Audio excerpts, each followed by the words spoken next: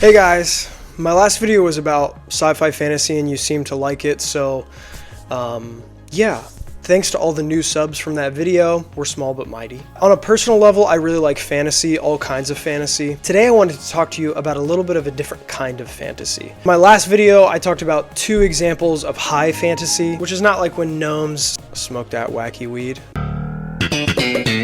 High fantasy is when the story takes place in an entirely different world than our own. Sometimes this is called a secondary world, like Middle Earth for example. The world typically has its own magic system, geography, races and forms of government. Often they have things like dragons and castles. They don't necessarily have to have these things. Low fantasy, on the other hand, according to Gary K. Wolfe, Professor Emeritus of the Humanities at Roosevelt University, in his 1982 Critical Terms for Science Fiction and Fantasy, states that low fantasy or intrusion fantasy is a subgenre of fantasy fiction in which the magical events intrude upon an otherwise natural world. First off, I mean, like, look at this guy. Doesn't this guy look like he's got a little secret to share with you? He's like, I know something you don't know. So rather than the reader being transported into this other self-contained world, in low fantasy, the story takes place within our world, but the magical elements break into our world. Which brings me to a story that I want to tell you about today. This is a fun story, guys. At least for me, this was a lot of fun. So 3 years ago, I noticed this brief but kind of interesting pattern on YouTube. Like a little awkward duck coming out of the water. A couple larger cultural channels were reviewing a movie that I had not seen in ages. A movie that I would have completely forgotten about were it not for the 2018 remake in song form by Lil Dicky and Chris Brown. The movie I'm talking about is, of course, Freaky Friday from 2003, starring Jamie Lee Curtis and Lindsay Lohan. When these YouTube reviews came out, there were these 2 main buckets that these videos seemed to fall into. Either Freaky Friday was racist and creepy, or it was a cinematic masterpiece. So yeah, I looked at these thumbnails and I did not watch a single one of these videos. I thought surely Freaky Friday is not a cinematic masterpiece. According to my memory, it was just like the most middle of the road, like Disney kids movie. I just took note of this brief kind of weird trend on YouTube. Didn't think too much about it. Chalked it all up to, you know, COVID era nostalgia clickbait. The Freaky Friday duck went back underwater, lost to the tides of memory and time. Like every other detail that I put into the irrelevant bucket in my brain so that I can make room for more important details, like which brand of non-GMO food am I going to buy for my vegetarian gerbil Maribel. But oh, how wrong I was. I should have paid attention to these Freaky Friday videos, and I'll tell you why. Fast forward to just 3 weeks ago. During movie night, we were scrolling through all 700 streaming apps, and we happened upon, you guessed it, Freaky Friday, and someone said, oh wow, Freaky Friday, I haven't seen that in so long. And this stubborn little duck, bro, did not want to be forgotten. So I said, you know what?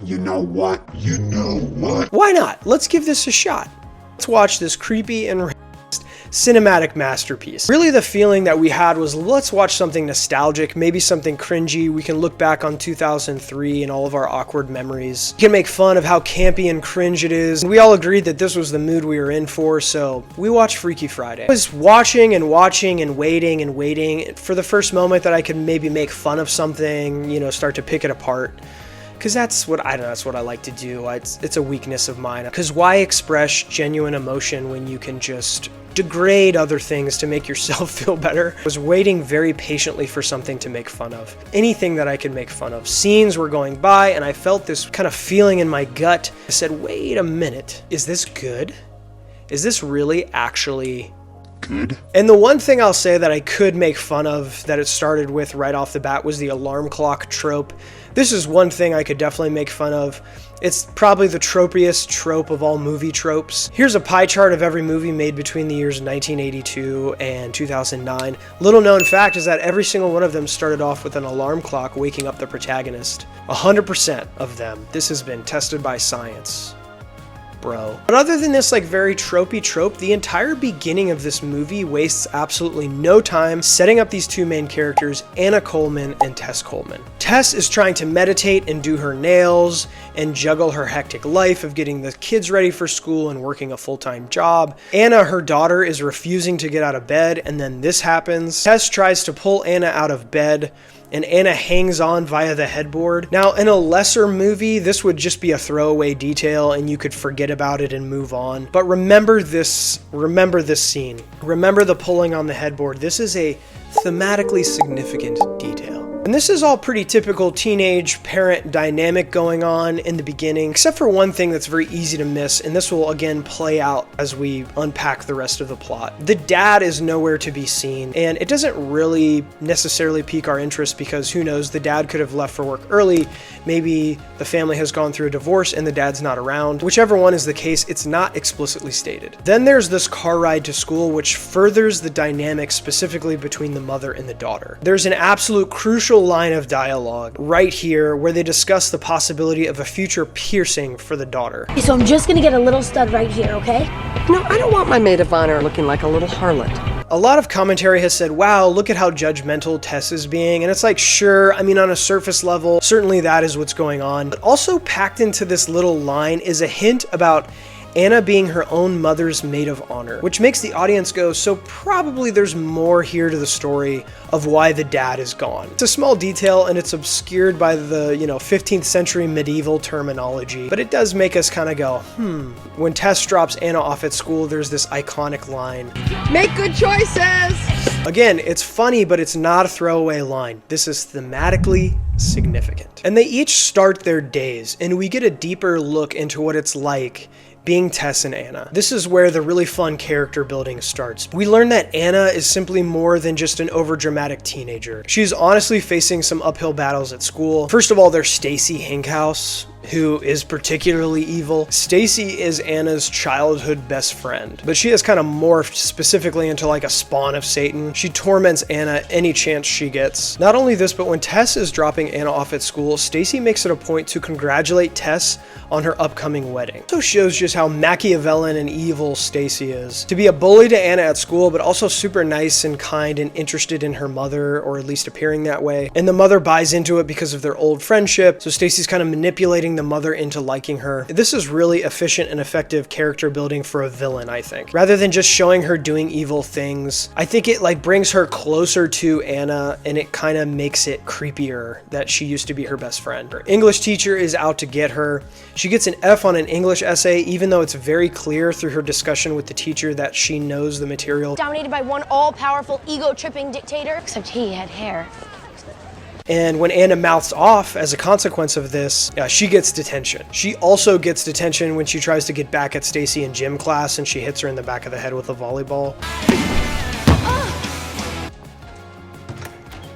So the whole point is that Anna's day is not going great, but notably there are two bright spots in Anna's day at school. Her best friends that are in a band with her, and her love interest Jake, who is played by Chad Michael Murray. And for us millennials who were raised in the early aughts, could not watch the WB without seeing him absolutely everywhere. And this is another really effective technique that's used, is this effect of contrast. We get these vignettes of Anna's difficulties at school, which make these small positive interactions that she has really stand out. And they give us kind of a breath of fresh air. We feel relief for her, and she kind of wins us over. We're on her side, even though she clearly isn't perfect. We also see Tess in action, and Tess's section, unlike Anna's, it further underscores what we saw in the introduction. Tess is on that single mother grind. She's got to support a family of her own, she's going grocery shopping, she's answering phone calls, she's attending to patients. Like this morning was good, then I got up. And we, the audience, get the sense that this is all very overwhelming, and would be for pretty much anyone. But Tess also is not perfect. She can be condescending, but we get the sense that this is a result of her having to acclimate to her life circumstances. When Anna and Tess finally make it home, the scene is set for their conflict to reach a boiling point, which is interesting because the audience has had a chance to really get to know and meet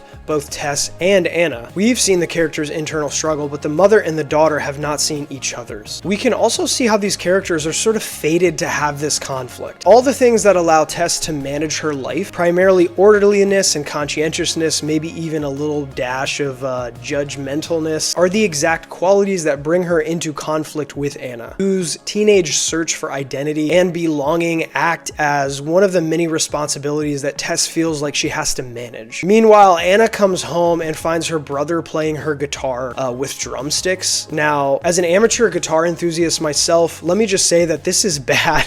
This is not a good thing to do with your guitar, especially with a nice guitar, which Anna has a nice guitar. Anna plays a Telecaster, and Telecasters are awesome. Fun fact, Bruce Springsteen plays a Telecaster, as does Johnny Greenwood and Muddy Waters. So yeah, some heavy hitters. But what's important about the guitar is we learn that this guitar belonged to Anna's dad. So in some ways, the guitar is like a symbol of Anna's dad. Anna gives her brother an atomic wedgie, and like, who could blame her? 1, 2, 3. Not me. But we see Anna playing guitar with her band, and she's good. Like, for the first time in this movie, we see Anna really shine. Although it's not for very long, because this weekend is going to be Tessa's wedding, and there's a lot of chaos going on in the house. And so while Anna's band is practicing, she cuts the power. Tess is cutting the atomic wedgie off of her brother Harry's head. The grandpa picks up the atomic wedgie and says this. What is this? One of them thongs? But the good news is that Anna learns that her band, named Pink Slip, has earned an audition spot at the Wango Tango competition at the local House of Blues. So that's pretty cool. She's pretty stoked about it, but it's the same night as her mother's rehearsal dinner for her wedding. Oh no. She says she's gonna talk to her mom about it, and the drummer and the bassist say this. All right. We're screwed. Yep. After practice, Anna goes back to her room and finds her brother in there again, this time with his friends trying on her underwear. So yeah, that's this little brat, man. This little bro's kind of a little douche. But this time she notices that her door is gone. This is the catalyst for this conversation between Tess and Anna, where all this pent-up tension finally comes to a head. Tess got a call from the principal and learned of the 2 detentions that Anna got that day, as well as her F in English class. Anna tries to explain her side, but to Tess it all seems a little too far-fetched. It seems unlikely that all these people would be conspiring against Anna. We've seen, in fact, that this is the case. There's a small moment where Anna has a chance to explain her enthusiasm for this boy she knows at school, Jake. And her mother seems initially to want to know more about this, but very shortly after, she sort of dismisses it when Anna tells her that she met him in detention. And then once the tension is really about to boil over, the stepdad comes in and says, "Okay, who's up for Chinese?" So the whole family goes to get dinner at the Chinese restaurant. This is where the real conflict and climax of the story finally arrives. Ryan, the stepdad, is not trying just to be cool, but he's really trying to connect with Anna. And we can see him doing that. He ordered the Peking duck beforehand, which he knows is her favorite. At dinner, Tess and Anna get the chance to discuss the Wango Tango audition possibility. But Anna's mom is not too thrilled about her being gone for the rehearsal dinner. They get into an argument away from the table, and Tess says this pretty crucial line about why Anna is so upset. This is about your dad, isn't it? Mom, stop shrinking me. I absolutely love this interaction for the following reasons. How often is it that we get into arguments about things that aren't really the real issue? And when finally the real issue does surface, the emotion is just like too much to handle in the moment. This just feels so true to how real arguments go in life. They're very rarely about the banal thing that we're bringing up. In this case, this aligns nicely with what we've been guessing is bubbling under the surface, and that's Anna's dad. Second thing I like about this is Tess is bringing this up too directly, just something a therapist might do. When Tess brings it up, it's like a live wire, and Anna reacts to it as such. Interestingly, she doesn't say, "No, it's not about my dad." She says, "Stop shrinking me." In other words, they're both right. Tess is technically right that Anna's love of music and her desire to excel in part are related to her love for her dad, who is gone. And no, at this point, we have not explicitly been told why he's gone, but we've probably guessed. But Anna is also right that Tess is bringing this up too directly. In a way, this could easily be interpreted as of Tess being dismissive of what Anna is going through. If we could only learn this lesson as a human species, how many arguments and miscommunications could easily be avoided? Last thing, the timing of this argument is perfect, not only for the characters, but for the plot as a whole. Just as we're getting to the meat and potatoes of the real conflict here, the catalyst for this body swap is set into motion. The mother in the Chinese restaurant overhears this argument and is moved to give Tess and Anna magic fortune cookies. Okay, admittedly, the fantasy world building element during this is not very subtle or elegant, obviously. And it's even from a certain point of view playing into pretty one-dimensional stereotypes. Let's just be honest about that, you know? At first I wasn't really sure. There's a line later that will hit. What was she mumbling about in Chinese? She did something. Strange Asian voodoo. This is the one thing about this movie I would definitely change. Interestingly enough, neither the book version or the earlier movie version has this detail included. This is a late addition to this story. But from a structural point of view, this moment is the right moment for this catalyst to happen. The real truth has finally been uncovered, albeit clumsily, and so this shift takes place. They read their fortune cookies and feel an earthquake that nobody else in the restaurant feels. Later that night, Tess and Anna go to sleep, and then we see the famous body swap take place at midnight. Okay, so this is the part where if you care about spoilers, you probably want to skip to this timestamp. The body transition takes place, and the next morning we begin with Tess waking up in Anna's body. We hear Tess's thoughts, which are true to her character. She's thinking about picking up dry cleaning and getting her car fixed, like straight from sleep. This is a very realistic single mother inner monologue going on. But the camera scrolls up,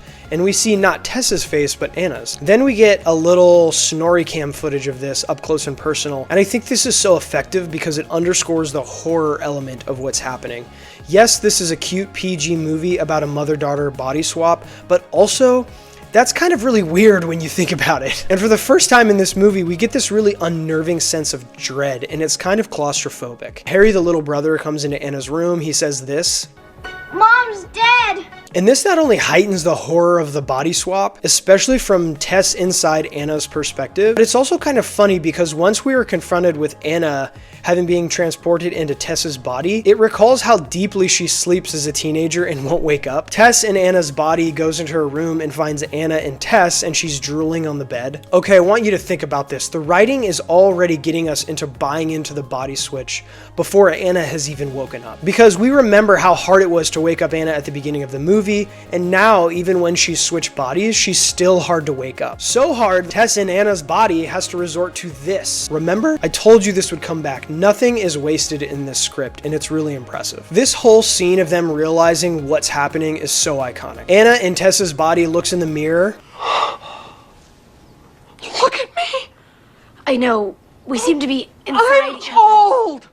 I beg your pardon.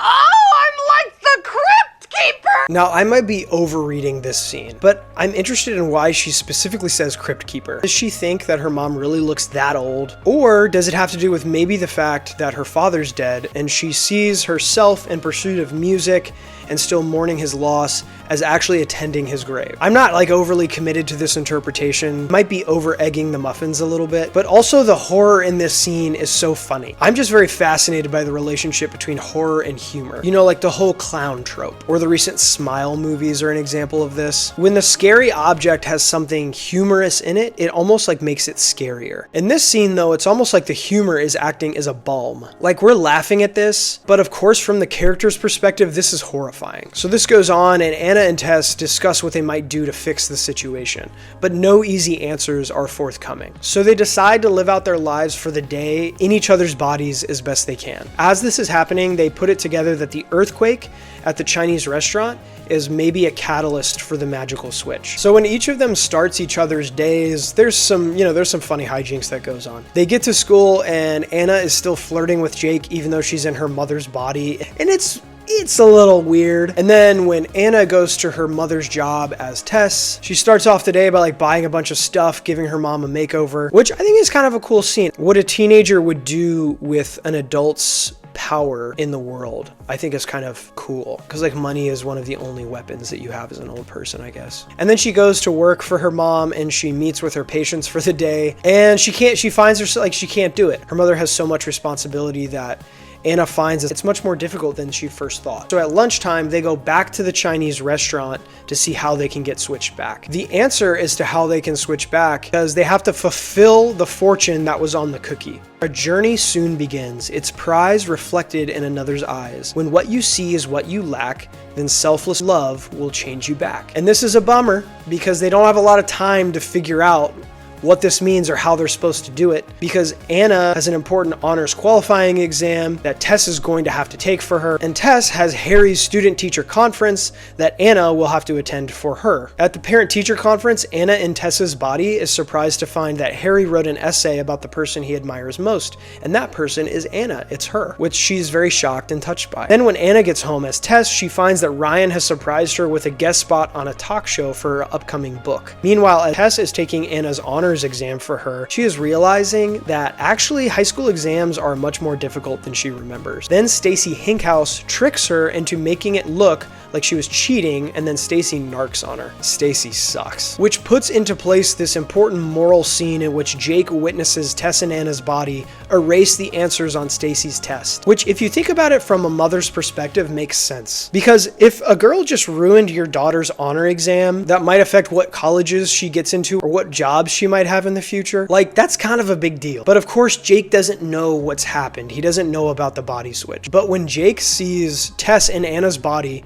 erasing Stacy's test, he greatly disapproves of it. So we see that Jake is not just like a one-dimensional kind of bad boy biker, but he has integrity. This is sort of the last straw for Jake, because all day Tess in Anna's body has been kind of rude to him, again because she's being dismissive and judgmental of him, but there's more there under the surface than she's willing to admit. So he rides off without giving her a ride. Meanwhile, Anna in Tess's body has to do an interview for a local TV show about her mom's book. And during the interview, she has really nothing to say about the book because she knows nothing about her mother's book. And this is such a funny scene. The book is about how to manage the stresses of life. And Anna's response to them is what a typical teenager's would be, which is that the best way to handle responsibilities is just to ignore them. Her talk ends with her crowd surfing. Anna, as Tess, then stops by the local coffee shop on her way home, and she sees Jake there in this hilariously uncomfortable scene of this guy's face. What's fascinating about this scene is it's kind of a Rorschach test into your view of the human soul. I honestly think it really is that deep. I know it sounds crazy. Think about it from the perspective of the Enlightenment philosopher René Descartes. I'm going deep on this, okay? Hang tight with me. We'll make it through this together. But René Descartes' view of the human soul is that it's completely separate from the body. It's not in any way bound by the laws of physics. It's not just our brains, our nervous systems, our immaterial personal history. All these elements combined make us the people that we are. And it's the view of the human soul that it's this chimera, it's this interaction of all these pieces together that create this immaterial soul that's more than just the sum of its parts. And if you agree with this interpretation of the soul, then you might have bought into this whole body switch that Tess and Anna have gone through. It's not like in order for them to have changed places, their brains, like Frankenstein, were physically removed from their bodies and put into the other one. It seems like Tess as a person and Anna as a person have swapped without any kind of physical transformation taking place. Do you see what I'm saying here? Why this scene kind of begs that question, if we've fully bought into this soul switch, is because this scene is kind of endearing if you think about it, because Jake is still attracted to Anna even though she's in a different body. It makes us think that maybe he really likes her for much more deeper reasons than just her physical appearance. So from that perspective, that remains true in this scene. And yet it's still weird. Not saying it's not weird, but if we either don't fully buy into the body swap at this point, and if we think maybe there's still a remnant of Tess within Tess, or even if we don't think there's any Tess within Tess, if we simply consider the fact that a natural course of romantic love is physical contact between bodies, then this becomes kind of worrisome to consider physical contact between these two, given the age gap, even if it really is Anna inside her body. Even with this PG rating, which kind of implies that nothing is going to happen physically in this movie, still kind of weird. This isn't even the end of the weirdness. It's further complicated by the very other troubling relationship involving Anna and Tessa's body, and this is the impending marriage that's about to happen with Ryan. Like, Anna is about to get married to her own stepdad in her mother's body, which for a PG Disney movie, that goes pretty hard in the paint. The stakes here are unimaginably bad, but to me at least it does beg the question, which is worse? Anna in Tessa's body is in a double bind. It's problematic for her to have a romantic relationship with Jake because of her old body, but it's also problematic for her to get married to Ryan because of her young soul. To me, the Jake subplot is much more humorous, while the potential Ryan portion of the main plot is much more worrisome. Maybe that reveals something about my own view of the soul, I'm not sure. Let me know what you think in the comments, which is worse. This just goes to show you how much off-screen subtextual horror is going on here. In this seemingly innocuous Disney mother-daughter cutesy comedy, just beneath the surface of this entire plot, we've got not only the horror of exploring the boundaries between the body and the soul, but also of a father's death. And on top of it all, we've got the possibility of a stepdaughter spending the night with her stepfather in her mother's body on her wedding night. But I love when the external tone of something doesn't quite match the logic of the storytelling. If it's done poorly, then this can lead to something comically bad. But if it's done well, it just can be really good. Speaking of the absurdly daunting undertones of this story, Tess and Anna are getting ready for the rehearsal dinner and Jake shows up at their house. He shows up to serenade Anna's mom, and Tess in Anna's body just lays him out like a linebacker. Hit me, baby! I'm such a sucker for tackle jokes. At dinner, they get another chance to review the fortune cookies and look to see if there's anything that they missed. But before the dinner can even start, Anna's friends attempt to sneak into dinner and whisk her away for the audition for the Wango Tango, but they fail because Tess as Anna refuses to go. And in the aftermath of this failed attempt, Anna in Tess's body has a confrontation with Ryan about the audition, saying, of course, Anna won't audition during the rehearsal dinner because it's just her, dumb rock band. Anna is being pretty self-pitying in Tess's body. And in response to this, Ryan gives her a good tongue lashing about how, of course, he doesn't think Anna's rock band is dumb. He takes her life seriously. And by the way, Tess, you've been kind of acting weird lately. And it's not chill, and what's the deal with that? And yes, he says, of course, Anna should go to the audition. And so they go. Mr. Dude, you rock! Which is good news, but there's an obvious problem with this, and that's that Tess in Anna's body has no idea how to play guitar. So Anna in Tess's body has this great idea to unplug Tess in Anna and play guitar for her just off stage. Tess in Anna's body is very relieved by this, and she does this funny little dance. It's not a very realistic guitar solo, but I don't know, I just think this is a funny dance, and I like it. I like funny dances. And guys, Anna's band makes it into the Wango Tango. Dreams really do come true. I mean, it's Disney after all. Tess in Anna's body finally catches a glimpse of Anna's true passion for music. It's exciting, your music. The success of the audition and the emotional upheaval thereafter inspires Tess in Anna's body to make a concession that she's been unwilling to make up until this point, and that's that Anna and Harry are not ready for her to get married yet. And she tells Anna in Tess's body to tell Ryan to postpone the wedding, but to be gentle about it. If he's the kind of guy she knows him to be, he'll wait for her. It's a touching moment, and Lindsay Lohan absolutely knocks it out of the park here. But Anna in Tess's body doesn't listen. Instead of pulling Ryan to the side to have the postponing wedding conversation, she clinks her glass and she stands up to give a toast. This is my favorite part of the movie. Anna in Tess's body uncovers the emotional core of the entire movie that's been right there below the surface this whole time. And it's all in this one line. No one could ever take the place of her dad. Because he was a really great dad. Just that line, that great dad line, rips me up every time. It's the reason that Anna has not been able to get over the loss of her father, and the reason that Tess was probably so desperate to move on from her grief. This dad, this rocking Telecaster dad, was a great dad. And the whole plot kind of finally clicks into place. But, she says, she can make room for someone like Ryan, who is also awesome, and they can be their own distinct unit. This is when the fortune cookie conundrum finally falls into place. Tess is willing to postpone her wedding if need be, and Anna is willing to allow her mother happiness, even if she's not quite ready. Even if this means that she has to marry her own stepdad. And so when they're both willing to put the needs of the other first, finally they switch back. It's a great low fantasy. Low fantasy at its finest. I don't know if any of you have had this experience, but when you're in a position to put somebody else's needs ahead of your own, it's very rare that if somebody sees you doing this, that they're also not going to reciprocate. Of course, some people are not going to.